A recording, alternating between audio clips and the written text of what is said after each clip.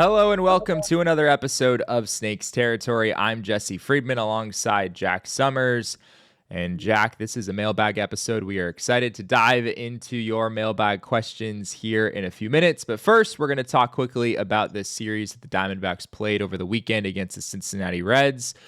Jack, fun game on Friday. The Diamondbacks win in extra innings. Corbin Carroll threw out a man at home plate in the 10th inning to set up that win. D-backs win in blowout fashion on Saturday. They had a chance to seal the sweep on Sunday, but they were not able to do that as they give up 5 runs in the 8th inning and lose in somewhat blowout fashion when all is said and done. Yeah, well, there were some really great things that happened in the series. I would say, first and foremost, obviously the walk-off was a lot of fun. Ketel Marte's 13 pitch at bat in the 9th inning, and then finally singling to drive in the tying run. That was pretty cool. The second game, being able to just have so many different players string together so many hits, slug. And Torrey deserves some credit here, or whoever in the front office designed the pitching matchup methodology. But going with Jalen Beeks as the opener and sticking with Nabil Krismat to get the 4 innings out of him, and then 4 innings out of Jake Woodford. The ledger is seldom balanced, right? Whenever Torrey makes a bad move, he gets hammered. So let's remember to put this one in the good ledger. And even though game 3 was a disappointing game to lose, and the bats were pretty much completely silenced, it was good to see Zac Gallen pitch the way he did. And he's really had a very good month of August. So hopefully he can continue to do that into September, and that's going to be relevant. And we're going to be talking about that a little bit later in the show. Looking at some numbers from this series, Jack, you called it going into the weekend that Gabriel Moreno would provide a spark for the Diamondbacks and spur them on to a series win. He did exactly that. He had a really big 3-run home run in his first game back on Friday. He, of course, just played the first 2 games of the series. He sat out on Sunday, but 4 for 8 with a home run, a double, and 4 runs batted in.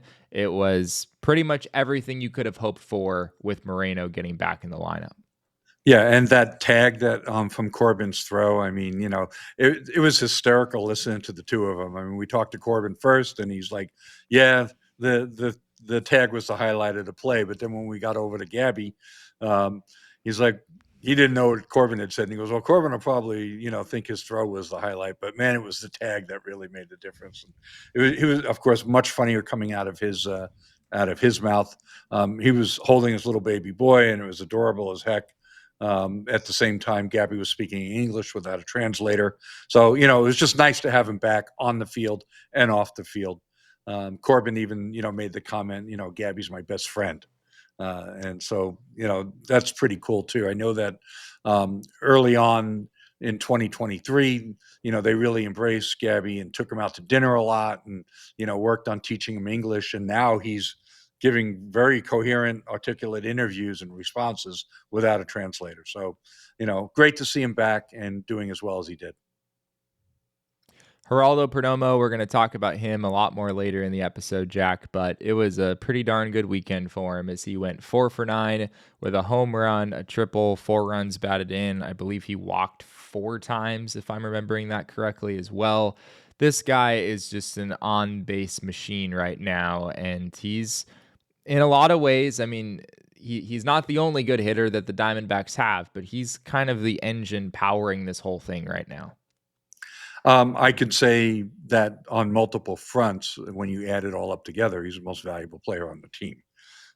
You can make certain arguments about Ketel and Corbin as far as, who's the better quote unquote hitter, but nobody's maximizing their opportunity better than Geraldo Perdomo. Zac Gallen, you mentioned earlier, Jack, was good in the Sunday game despite the loss. 6 innings, 4 hits, 1 run, 1 walk, 7 strikeouts in this game. Once again, while the Diamondbacks are not in a great position from a postseason standpoint right now, Gallen's performance is still meaningful for this team. We're going to talk about it later in the episode. Is Gallen going to get a qualifying offer? Is he not? a lot of that has to do with how he finishes out the season. And as you said earlier, Jack, he started to pitch better here recently. There was a good amount of soft contact for him in this game. Not a ton of whiffs, 10 whiffs altogether in this game on 40 swings, but a lot of called strikes. He was really pounding the zone with his four-seam fastball. 30 out of 44 four-seamers went for strikes. In this game, he had 12 called strikes on that pitch. And he kind of simplified things. It was pretty much four-seam fastball, knuckle curve, changeup for Gallen in this game. And feels like a lot of times when Gallen simplifies things, they tend to go a little bit better for him. Yeah, I agree. Look, it's great to see him doing well. I think he's got a 3.28 ERA for the month of August.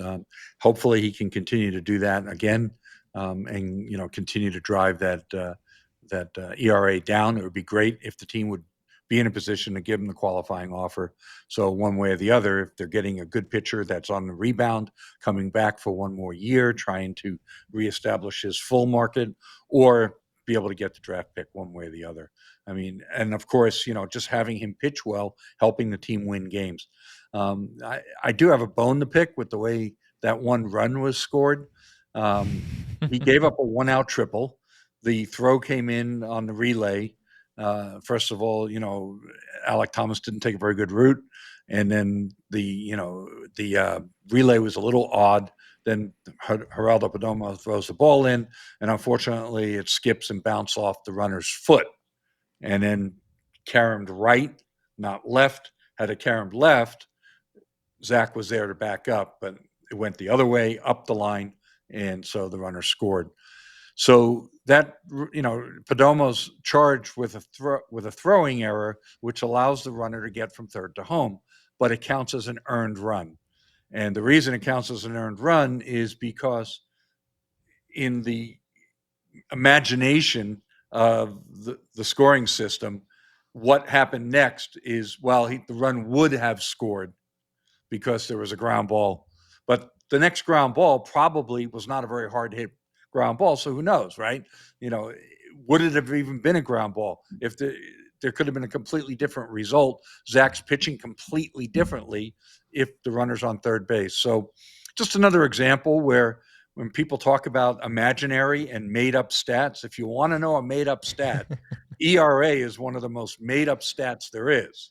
And if you really dive into how earned run average is calculated, it's a completely imaginary made up stat. I mean, basically, it reconstructs the inning after an error is made and pretends what might have or should have happened. And that's how we get to ERA. It's really funny that a lot of the more advanced analytics get derided for being made up imaginary stats. Well, dig in deep on how ERA is actually. Go look up the scoring rules on earned run and unearned runs and errors and how they're determined, and then how a run is decided if it's earned and unearned. And you're going to realize, oh wow, ERA is a made up stat too. I mean, I think it's less perfect. It's less objective than I think a lot of people view it as being. But there's also a spectrum to these things, right? Like unearned Sure. run. I would say the majority of unearned runs are like, yeah, that should be an unearned run. But you're right. In situations like this, where you're just kind of hypothetically playing out the rest of the inning, and as you said, maybe Gallen is pitching differently, things could go in a different way. So, Well, the other thing here, though, is go look up historically the percentage of runs that are scored that were unearned, and look at that number from 1901 to 2025. I'm guessing And scorekeepers have changed their views on this over the yeah, years. everything's changed. I mean, like that number goes from way up here to down there. The percentage just, it's a graph that goes from 15% of all runs scored or something, or 20% of all runs scored are unearned, and now it's 4%. So Yeah. Well, I was the scorekeeper, Jack, for one of my brother's high school baseball teams, and everyone on the team hated me because every base hit they ever got was basically scored an error because it was like it's high school. I'm used to watching Major League Baseball, and so I'm scoring it as if I'm watching professionals. I was not very well liked around the dugout that year, but hey, I digress. I guess to round out things here with the weekend series, Corbin Carroll, as you mentioned, the big throw in the game on Friday. He went 3 for 11, drew a few walks, had a couple of doubles in the series. Blaze Alexander also had a pretty good weekend overall, 4 for 12 with a home run from him. That home run on a 99-mile-an-hour fastball up and in, a pretty impressive swing there. So the Diamondbacks take 2 out of 3 from the Cincinnati Reds. They're 5.5 games back still in the wild card picture. We'll continue to keep a close eye on how things are looking there, but the D-backs don't make up any ground and are still in a pretty tough spot as far as that's concerned. But with that said, we're going to jump into our mailbag here on this edition of Snakes Territory, so don't go away. We'll be back right after this break. FT fam, welcome to the world's most comfortable swimwear. For a moment, we are talking about Fair Harbor. We actually have some show and tell today. This is the liner that you're working with inside of the shorts and the bathing suits. You know what the best part is about this, Scott? What? They have a lot of different options because these are clearly yours because I would never order this pattern, but that they is look so great me. on you. That is so me. These are so you. Mine are a little bit more plain than this. Yes. But they are super comfortable. The liner, I love liner shorts. Some people don't. But these liners are better than most that I've had on, if not all of them. Yeah, because this is the best liner out there. No mesh. All of the above is perfect. Exactly. It's really good. You got to give it a shot. Also, fun random fact, you get a new shirt. It smells really good. So head to fairharborclothing.com/FOUL and use code FOUL for 20% off your first purchase. Once again, Fair Harbor, HARBOR clothing.com/FOUL for 20% off your first purchase and use that promo code FOUL so they know FT sent you.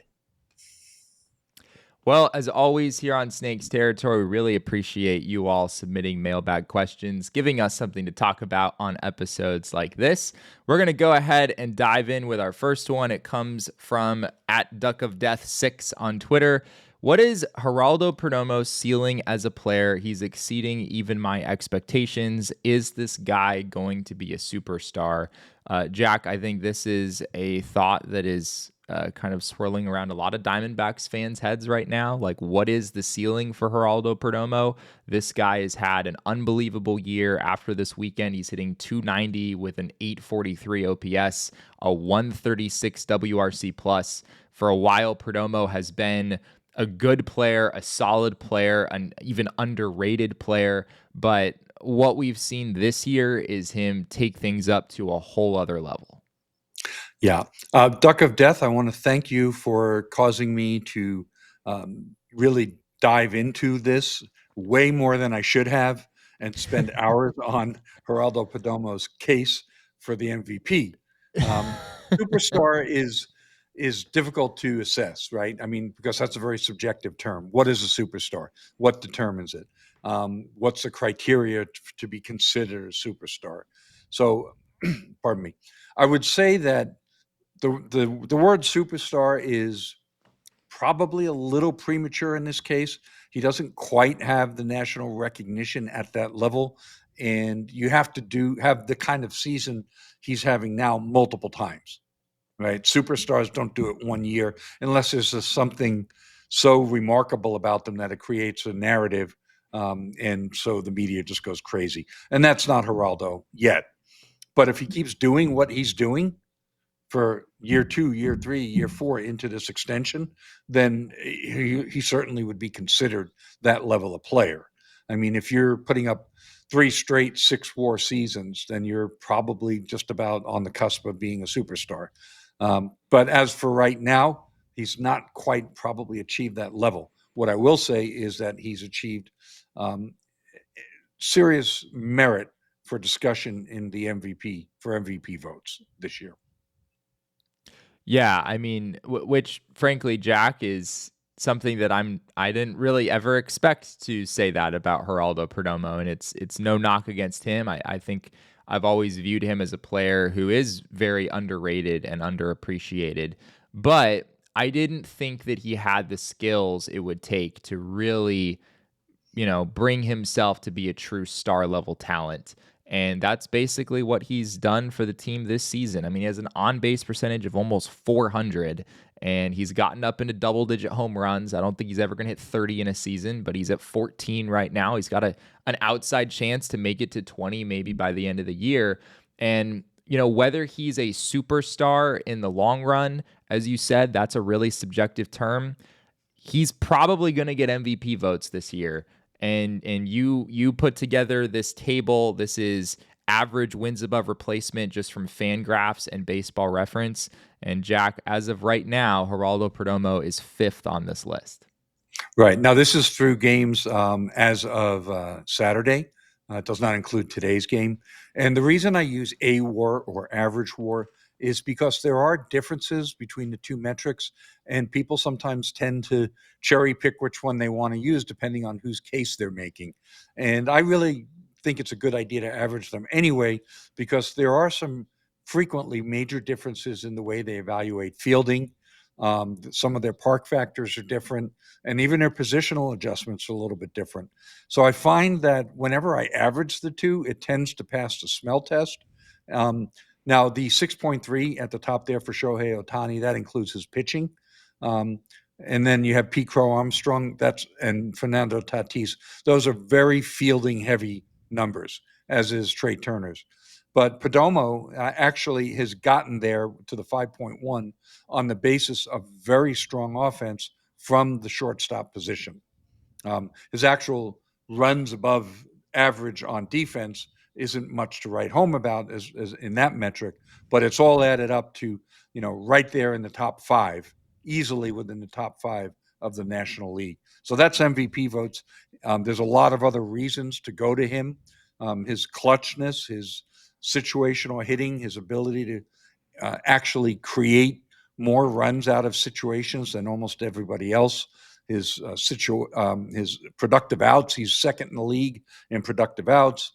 He gives you 4.11 pitches per plate appearance, which is 18th in the league. I mean, he does all the little things. He's a leader on that field. Everybody knows what kind of leader he is. And oh, by the way, he's hitting the snot out of the ball, and he's got 84 RBIs, which is one more than Shohei Ohtani. Which is crazy. Yeah, Geraldo Perdomo, we should mention, did set the Diamondbacks franchise record for RBI in a season over the weekend. He has 84 now. And Nick Ahmed had the previous record at 82, set back in 2019. He also leads, of course, all current Major League shortstops this season in RBIs as well. Has a pretty decent chance to get to 100 by the end of the year. But Jack, I know WAR is one semi-nerdy baseball stat, but we don't stop there here on Snakes territory. I know you have one other chart here for us to look at. Okay, so RE24 is the run expectancy for the 24. It's not like the name of a robot, we promise. This is a baseball stat. Oh, it's the run expectancy for the 24 base out states. What is a base out state? Nobody on, nobody out. That's a base out state. A runner on first and nobody out. That's another base out state, and so forth. And there's 24 of those. What RE24 does simply is add up the run expectancy for the batter's plate appearance before the difference between the beginning and the end of the at-bat. Okay, so how much did he situationally increase the run expectancy by his whatever he did? So obviously, a batter coming up with nobody out and nobody on, the run expectancy for that inning is not very high. If he hits a home run, now he's created a run there that probably wasn't expected to be there. So power hitters are usually ranked very highly in our RE24. However, Geraldo Perdomo, if you can go back to the table, amongst the WAR leaders, he ranks 3rd behind only Ohtani and Schwarber. So this speaks to how he's capitalizing or maximizing every opportunity he's given, more so than almost any other hitter on the list. There's only 2 guys higher than him, Ohtani and Schwarber. So that's an amazing number for a guy with only 14 home runs. It's really remarkable. Another way to look at it, you can say 336 with runners in scoring position, but runners in scoring position batting average is more limited. This metric is much more comprehensive if you're trying to get a sense of how good a guy is situationally and how he's impacting the team's ability to score runs based on how many men are on base and how many outs there are. I think it's a really great narrative stat to look at as another way to look at clutch alongside with WPA. So if you want to get away from just looking at WAR and you want to look at how good a guy situationally is, look up RE24 on Fangraphs. It's a great stat. The more you dive into it, the more you realize, oh, wow, that really fits the narrative of what we're watching. And I like stats that actually line up with what we're seeing with our eyes. You and I were talking before we hopped on and started recording, Jack, about like, is there actually a world where Perdomo could win the whole darn thing? And it's very, very unlikely. I mean, Shohei Ohtani is out in front here by a mile. It's not even close. The only scenario, frankly, where I think Perdomo has a shot is if Ohtani gets hurt at some point, which of course we would never wish that on a player. So there, the odds are very much stacked against Perdomo here, Jack. However, I will say that outside of Ohtani, I'm not sure there's anyone who has a clearly better case than Perdomo, which in and of itself is just a wild situation for us to be in. That Geraldo Perdomo is like potentially in second place behind Shohei Ohtani in the MVP race. I mean, you look at Trey Turner and you look at Pete Crow Armstrong and Fernando Tatis Jr., all those guys are great players and are having good seasons, but none of them have the offensive numbers that Perdomo does. You know, are you really going to give Pete Crow Armstrong your second place MVP vote when his on-base percentage starts with a 2? I don't know if I really see that happening. Maybe, I mean, obviously he's a great defender. Maybe it will. But Trey Turner, you know, his OPS is right at 800. Fernando Tatis is a little bit over 800. But I know those guys bring a lot of value in other ways. But still, there's something about MVP that it's like the offense is really what tends to matter the most here. And Perdomo is in a better situation right now than any of those guys. Yeah, I would say that statistically, Ohtani's lead isn't that unassailable. I've seen that gap close. It's only one WAR. Right. You know, I mean, that's but one WAR in 31 days is not that much to overcome, but it's also the one WAR plus the narrative of Shohei Ohtani. Right. So, and the fact that his OPS is genuinely like in another stratosphere from where Perdomo's is, right? Even if it dropped off 50 or 70 points, it would still be much, much higher. Yeah. So look, I'm not making a case for Perdomo being more valuable than Shohei Ohtani. I don't want to get laughed at. That's not what I'm trying to say. But there is a world where if somehow, miracle of miracles, the Dodgers missed the playoffs and the Diamondbacks got in, you know, and Shohei Ohtani pooped the bed for the next 31 days and Perdomo keeps doing what he's doing. I mean, that weirder things have happened in baseball. I don't expect it to happen. It's a very, very, very small chance. But, you know, the door isn't completely shut on it until really the Diamondbacks, the door is closed tight on any chance of getting into the wild card. Well, you heard it here first, folks. Geraldo Perdomo is going to beat Shohei Ohtani in the MVP race. Here, quote Jack Sommers. There you go. I'll say this: he definitely should get votes, and you know, there's a possibility he could end up in the top 5 if the voters really pay attention. Yeah. And I mean, who knows? Like Kyle Schwarber obviously has big offensive numbers. Maybe people will overlook the WAR difference there, and maybe he gets, you know, second or third place votes. That wouldn't surprise me at all. We'll move on here from the Perdomo question. Our next one comes from @BB_Nitro on Twitter. With AJ Puk being arbitration eligible for the last time this offseason and injured for a bit of next year, what are the chances the D-backs non-tender him? Jack, what do you think about this? Well, AJ had the brace procedure, and his expected return is sometime in July of next year, more or less. They're saying 12 months, 13 tops. from when he had the surgery. So I think that if everything goes smoothly with that, they're expecting him to come back, and I think that for them it's worth it to tender him a contract and pay him arbitration wages even for half a season. I think if he was projected to make, $12 million or something in arbitration, maybe you'd be more hesitant, but we don't know what the number is going to be. He's set to make 2.95 for the 2025 season. So you figure, Jack, next year the number is not going to go up that much. Maybe it's 4 million, something in that range, 5 million. That's a decent amount to pay for half a season of a reliever where you don't totally know what you're going to get, but I think it's an investment the Diamondbacks will probably make. Yeah, I mean, it may end up only being 3.9 or something like that. It may only Sure. go up a million just based on service time. I mean, there's almost no innings behind it. So it probably doesn't go up actually $2 million or anything like that.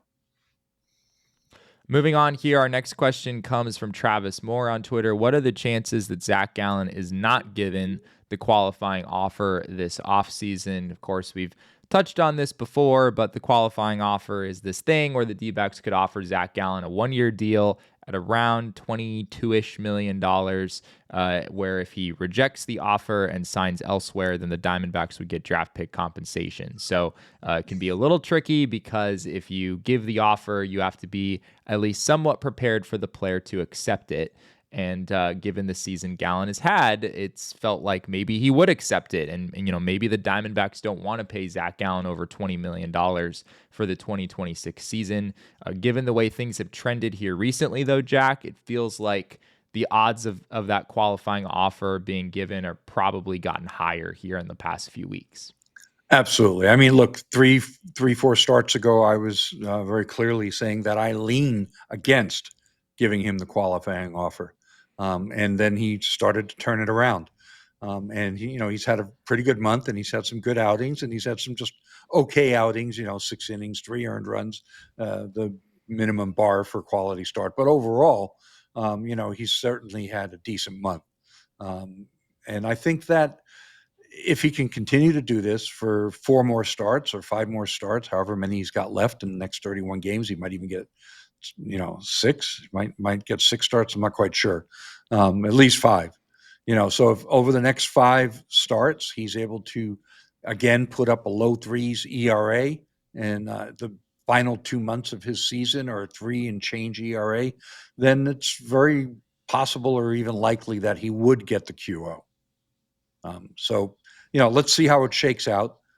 Definitely his chances of getting one have increased. Maybe the Diamondbacks were always going to give it to him no matter what, and I was all wet, 4 starts ago at the beginning on August 1st when I thought, probably not, but maybe I was completely wrong there. But, whether I was right or wrong, his performance has increased his chances.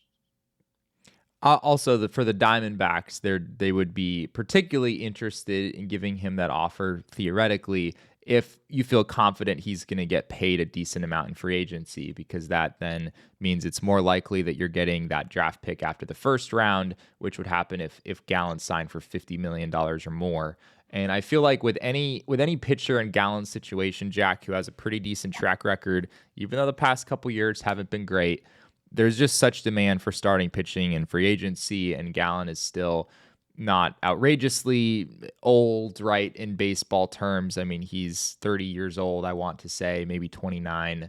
I just turned 30 here earlier in August. So he's still in a window where it wouldn't shock me if Gallen has a strong finish to the year, and then he's looking at, I don't know if $100 million is still on the table, but I just think that anything is possible when it comes to starting pitchers in free agency. Yep, I would agree with that. I mean, there's certainly a large demand. Things look a lot different. Look, if his ERA is 5.28 at the end of the year or something like that, it doesn't look great. But he's going to get maybe down to 4.7 or 4.8 if he has another really good month like this one. Then we're talking about a different animal. If he's lopping off half a run of his ERA from where he was at the trade deadline, then it does make a big difference in how he'll be viewed. Well, we have a whole lot more mailbag questions to get to. We're going to do that on the other side of this break. The dog days of summer means it's time for the boys of summer to kick it into gear, and the best way to cash in on your baseball IQ is with DraftKings Sportsbook. Never bet on baseball before? It's simple. Pick a guy to go yard, hammer some live odds mid-game, or just ride with your squad and hope for the best. Here's something special for first-timers. New DraftKings customers bet $5 and get $300 in bonus bets instantly. Download the DraftKings Sportsbook app and use code FOUL. That's code FOUL for new customers to get $300 in bonus bets instantly when you bet just $5. In partnership with DraftKings Sportsbook, the crown is yours. Gambling problem? Call 1-800-GAMBLER. In New York, call 877-8-HOPE-NY or text HOPE-NY at 467-369. In Connecticut, help is available for problem gambling. Call 888-789-7777 or visit ccpg.org. Please play responsibly. On behalf of Boot Hill Casino and Resort in Kansas. 21 and over. Age and eligibility varies by jurisdiction. Void in Ontario. Bonus bets expire 7 days after issuance. For additional terms and responsible gaming resources, see dkng.co/audio. We are back here with more Mailbag questions. Let's jump into our next one. This comes from Vinterai on Twitter. Hopefully I'm saying that right. With McCarthy being older than Thomas and receiving arbitration, do you think there's a chance that he will be traded/released by the organization in favor of Jorge Barrosa and potentially a Waldschmidt call-up in the middle of 2027 if he does well in AAA, of course? Jack, we've definitely talked about before how we think this might be an offseason where the Diamondbacks trade from that outfield depth. It's been something we've suspected for a while. There's probably one more move to be made there if they want to. I don't think they're going to release Jake McCarthy. I think he probably is still worth giving a contract to for next year just because he has a pretty decent track record. He has value on the bases. He has value on defense as well. Jorge Barrosa also, you don't feel so confident necessarily with what you've seen from him. But it wouldn't shock me if one of Jake McCarthy or Alek Thomas is not on this team at the start of next year. Yeah, we've talked about this before. I mean, if you're talking about who's the better player right now, obviously Alek has had a better overall season. At the same time, the player that gets traded is the one with the trade value. And right.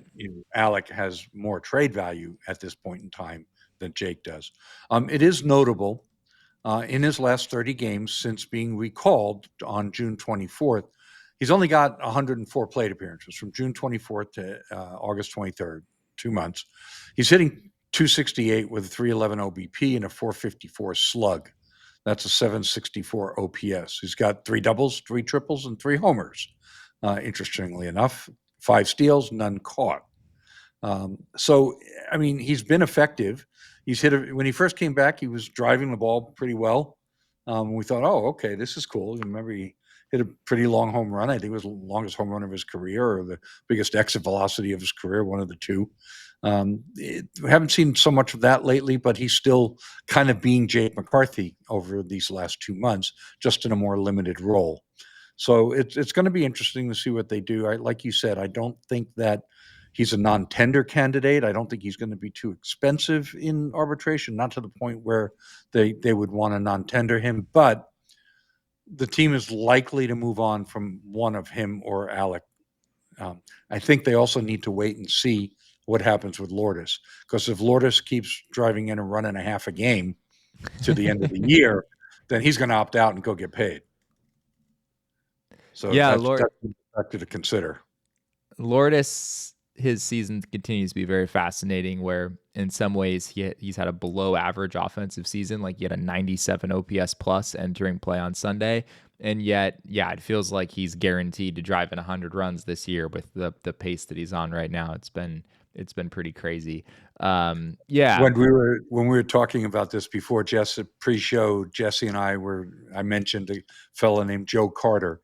And if you ever want to go look, I mean, the guy had like a dozen 100 RBI seasons. He hit 396 career homers, but he only had 19.5 career WAR because he was a bad defensive outfielder, and he had a career 306 OBP. So that's kind of like, that's the model for that kind of guy, low OBP, high RBI guy. Stick him in the middle of the order and they'll get you plenty of RBIs. But they're all, if you calculate RBIs per out or something, it might not be quite as pretty. Now that's not the case with Lourdes this past month. He's hit for good average and all of that. I mean, he's on a heater, and we all know what Lourdes Gurriel Jr. heaters look like. Our next question comes from our good friend Michael Rokicki on Twitter. He asks, who makes their MLB debut first, Yu-Min Lin or Daniel Eagen? Jack, in our last episode, we talked about how Daniel Eagen finally got that very well-deserved promotion from high A to double A, and he was absolutely dominant in his first outing with double A Amarillo. Of course, not an easy place to pitch, and he went 7 2/3 innings, 2 hits allowed, no runs, 1 walk, 8 strikeouts. Obviously, Yu-Min Lin's at a higher level, though, so I don't know what that necessarily means about Rokicki's question here, but Daniel Eagen continues to make quite an impression. Unfortunately, Yu-Min Lin's had a disastrous season. I mean, he's pitched quite poorly. The biggest issue for Yu-Min Lin is he does not have a fastball that's going to get you a lot of soft contact unless he's painting corners, and he's not doing it. Yeah. He's got to have much better command and control, fewer walks and fewer mistakes in the strike zone. And if he can't do that, he's not going to make it. That's the bottom line with Yu-Min Lin. And so, I'm hoping that he'll find a way to develop that kind of command and control. And he's in a very tough place to do it. I mean, Reno is a really hard place to get it going. I would say that right now, Daniel Eagen looks like the far more polished and advanced pitcher, despite the fact that he's just got one start in double A. So it's going to be interesting to see what happens. But I think that he's probably going to advance very quickly. I expect him to be in AAA next year, and I expect him to pitch in the majors next year. I would be very surprised if Daniel Eagen does not throw some innings in the major leagues in 2026.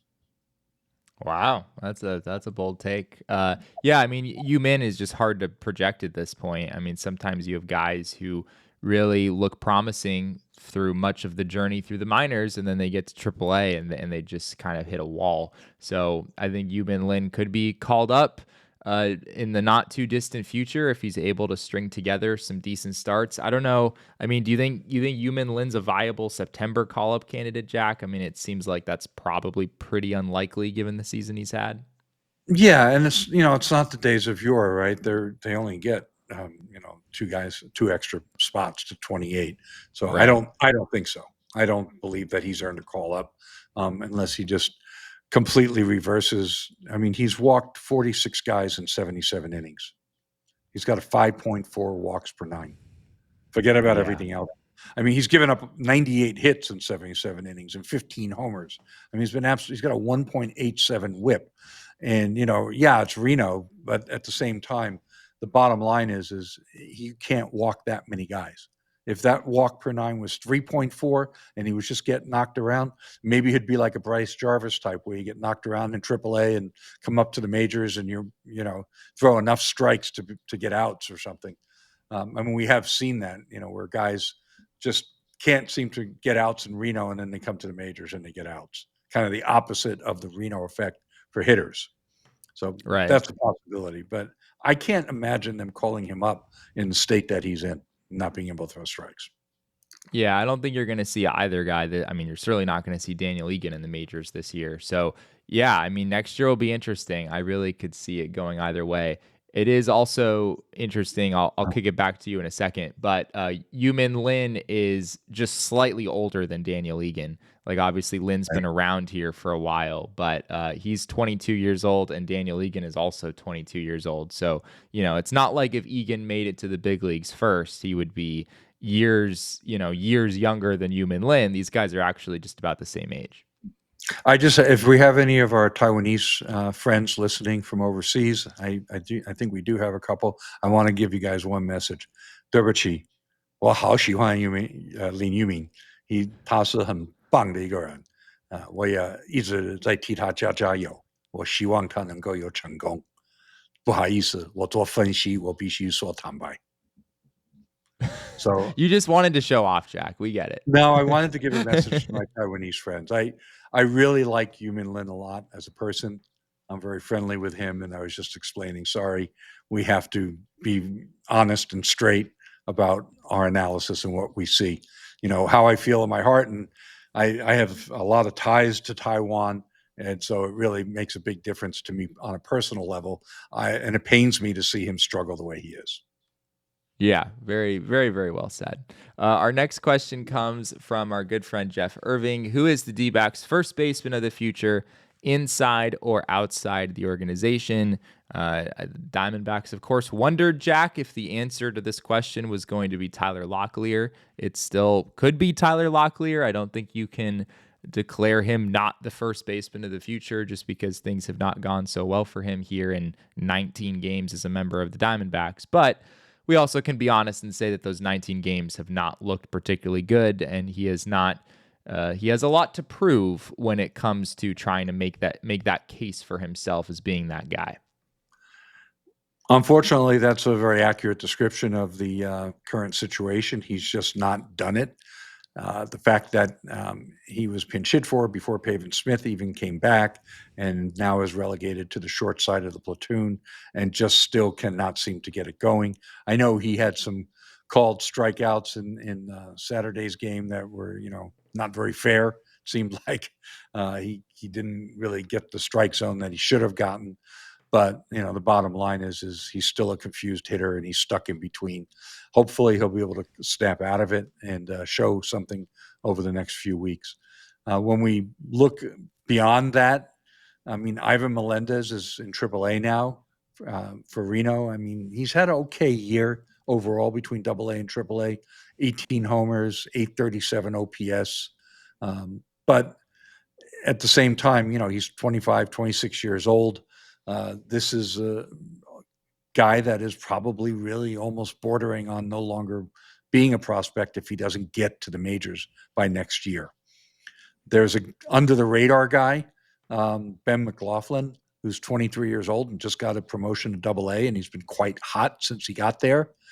He was doing okay, above average for Hillsborough in high A, and then he kind of took off his first handful of games in AA.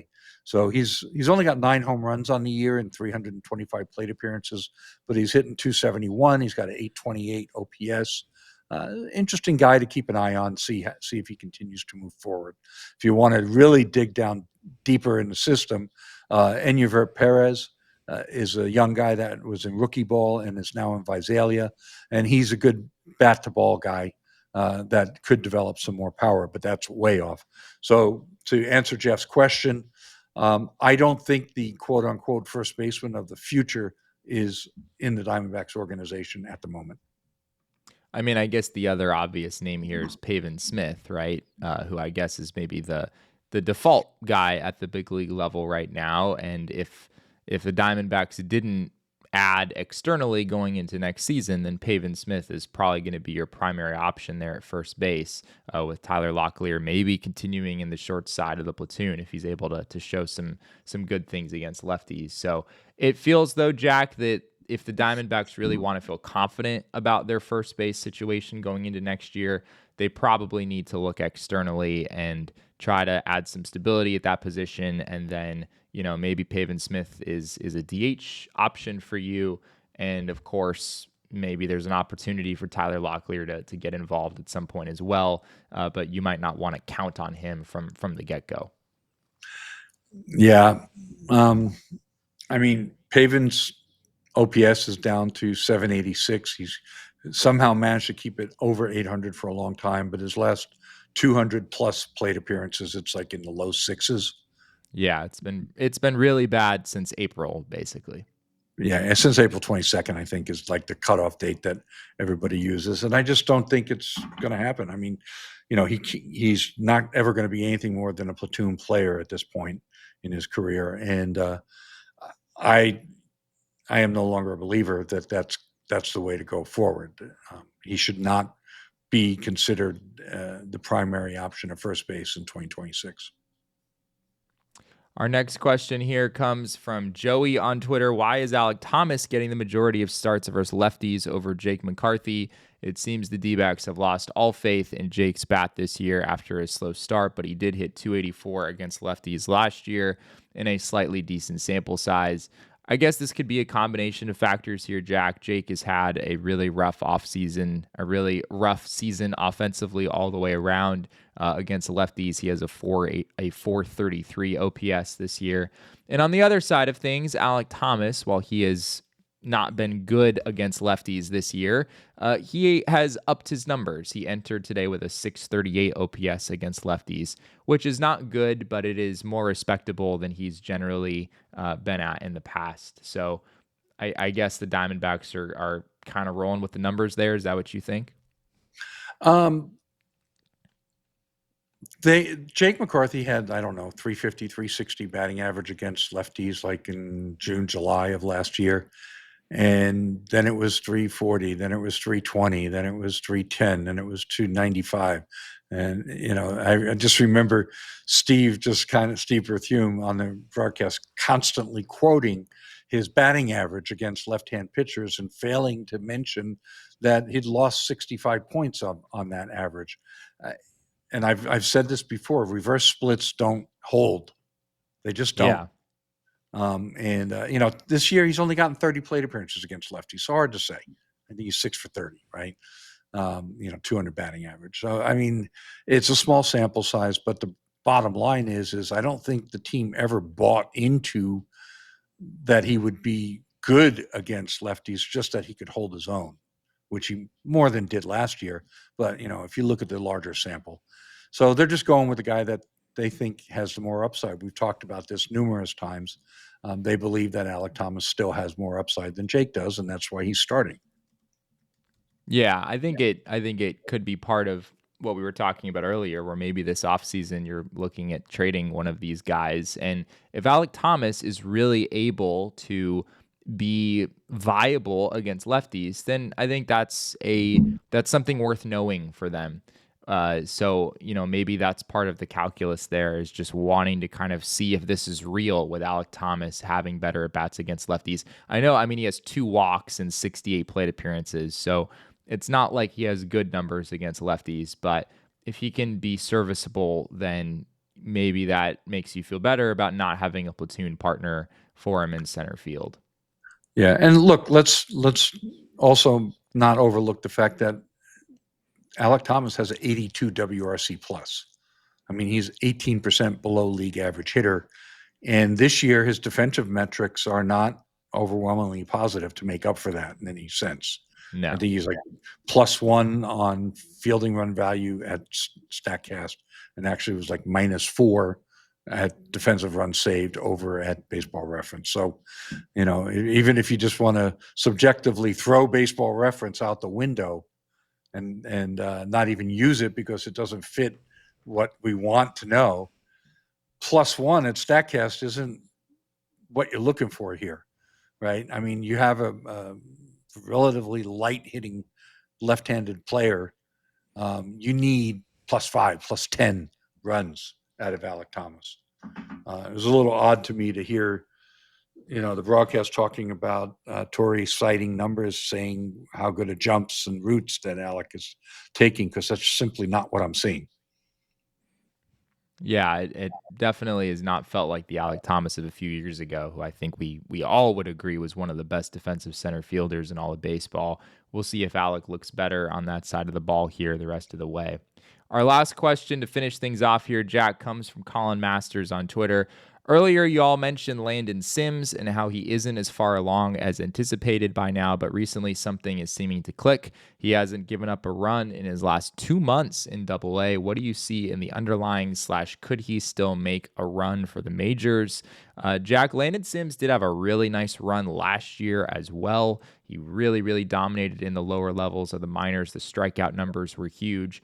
Looking at some of the underlying stats this year, in this recent positive stretch for him, obviously you don't allow a run for 6 weeks or whatever it is. That's really impressive, but the underlying numbers don't jump off the page quite the same way. I mean, they're good. They're not crazy good. The one thing about Landon Sims, I'll say, is that his ability to suppress home runs now has been, a multi-year thing. He's only given up 1 home run this year in 44 innings. I think he gave, over the last few years, he's only given up a handful. He doesn't give up home runs. So, which is odd because he's not a big ground ball pitcher, right? He's not a guy that's inducing a ton of ground balls. So I think he's been very consistent at that, and so that's good to see. Over this stretch, his walk rate has been better. He was a bit unlucky with his hit rate, perhaps, earlier in the year. And his strikeout rate's been 28, 29%, and his walk rate's down to 12% instead of 14, 15%. But overall, his walks per nine, 4 to 5 per nine, has always been a little bit too high. So if he can get that a little bit lower, if he can continue to dial it in and continue keeping the home runs down, then he's going to be viable very soon. So it's a nice run. And I'm very intrigued by the home run numbers. Unfortunately, we don't get to see StatCast numbers and exit velocities and hard hit rates and barrel rates on these guys until they get to AAA. So I'm looking forward to seeing him in Reno, where we can really dig in and see what's going on under the hood. The surface numbers that we can see at Fangraphs are intriguing. I want to figure out why he's able to suppress home runs like that. It is really remarkable. I mean, especially at AA. It's one thing to suppress home runs in Hillsborough, but a 0.2 home runs per nine in AA is pretty remarkable. So, giving up one. yeah, right. There you go. One home run in 46 and 2/3 innings. That'll definitely play. I've talked to Landon Sims a couple of times. He's just an awesome person.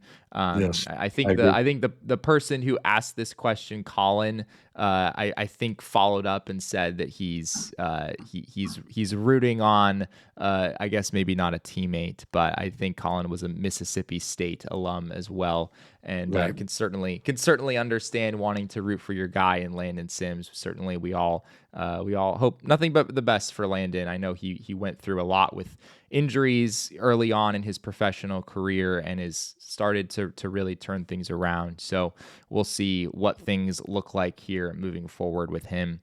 That is everything that we have for this edition of Snakes Territory. Really appreciate all of you being with us. As always, be sure to like this video and drop a comment. We would love to hear from you, and subscribe to our channel here on YouTube if you haven't already. If you're joining us on an audio-only platform, we'd love it if you'd leave us a rating and review. You can find us on social media as well. I am at Jesse N. Friedman. Jack is at ShoeWizard59. Our show is at Snakes Territory. If you'd like to be part of our next mailbag episode, we usually put an ask out on our Twitter account a day or so in advance. So if you're not following us on Snakes Territory, be sure to do that. Jack does great work covering the Diamondbacks over at si.com/MLB/Diamondbacks. So be sure to check out his great work there as well. Jack, anything else before we say goodbye for now? Yeah, be sure to go check out specifically the Geraldo Perdomo MVP article. I dug into all of the details there. You'll definitely enjoy reading that if you enjoyed that conversation we had earlier. There you go. Be sure to jump on that. Thank you again to all of you for being with us. We really appreciate it, and we'll be back with another episode of Snakes Territory very, very soon.